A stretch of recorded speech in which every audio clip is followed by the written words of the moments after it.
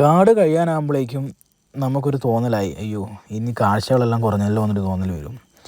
പക്ഷെ അത് കഴിയുമ്പോഴാണ് ശരിക്കുമുള്ള കാഴ്ചകൾ തുടങ്ങുന്നത്.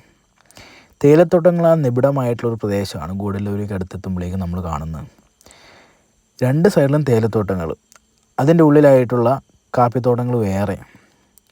കുറേ ഇങ്ങനെ നമ്മൾ നോക്കിയിരിക്കുമ്പോഴേക്കും നമ്മുടെ കണ്ണെല്ലാം എന്തോ പച്ചപ്പ് നിറഞ്ഞ പോലെ തോന്നും. കാരണം എവിടെയും പച്ചപ്പ് മാത്രമേ ഉള്ളൂ.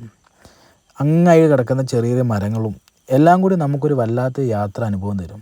പ്രത്യേകിച്ച് KSRTC ബസ്സിലും കൂടി ആകുമ്പോഴേക്കും പറയാനും കൂടി വയ്യ.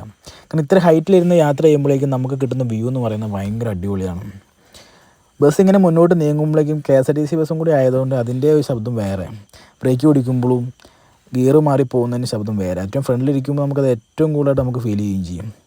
ഇതെല്ലാം കൂടി ആകുമ്പോഴേക്കും നമുക്ക് എന്താ പറയുക, വേറൊരു അനുഭവമാണ് ശരിക്കും. ഇത്ര ദൂരം സഞ്ചരിച്ചതിൻ്റെ ഒരു ക്ഷീണവും മടുപ്പും നമുക്ക് ഫീൽ ചെയ്യുന്നില്ല കേട്ടോ. അതാണ് ഇങ്ങനെയുള്ള റൂട്ടുകളിലൂടെയൊക്കെ സഞ്ചരിക്കുമ്പോൾ കിട്ടുന്ന ഏറ്റവും വലിയ അഡ്വാൻറ്റേജ് എന്ന് പറയുന്നത്. അങ്ങനെ ഏകദേശം നമ്മളിപ്പം ഗൂഡല്ലൂർ ബസ് സ്റ്റാൻഡിൽ എത്തിയിട്ടുണ്ടായിരുന്നു കേട്ടോ. പെട്ടെന്ന് എത്തിയ പോലൊരു ഫീലാണ് കേട്ടോ നമുക്ക്. ഗൂഡല്ലൂരൊക്കെ എത്തുമ്പോഴേക്കും നമുക്ക് എല്ലാ സ്റ്റേറ്റിൻ്റെ വണ്ടി കിടപ്പുണ്ട്. കർണാടകത്തിലും ഉണ്ട്, തമിഴ്നാട്ടിലും ഉണ്ട്, കേരളത്തിലും കിടപ്പുണ്ട്. നമ്മുടെ ബസ്സിലൊക്കെ വളരെ ആൾ കുറവായിരുന്നു. എല്ലാവരും ഗൂഡല്ലൂർ ഇറങ്ങിയിട്ടുണ്ടായിരുന്നു.